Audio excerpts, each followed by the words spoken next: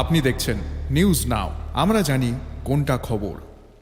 British high commission में south Asia के लिए डेप्यूटी ट्रेड कमिश्नर आना शॉर्टबोल्ट ने कहा कि India UK free trade agreement से दोनों देशों के बीच द्विपक्षीय व्यापार में लगभग $25.5 बिलियन एनुअली में वृद्धि होने के अनुमान है। उन्होंने इस बात पर जोर दिया कि फ्री ट्रेड एग्रीमेंट के तहत दोनों देशों के बीच व्यापार किए जाने वाले 90% सामानों पर टैरिफ की कटौती का प्रावधान है। गौरतलब है कि लगभग 3 वर्षों की बातचीत के बाद 6 मई को घोषित India UK free trade agreement Bharat द्वारा अब तक किए जाने वाले सबसे कॉम्प्रिहेंसिव फ्री ट्रेड एग्रीमेंट्स में से एक है।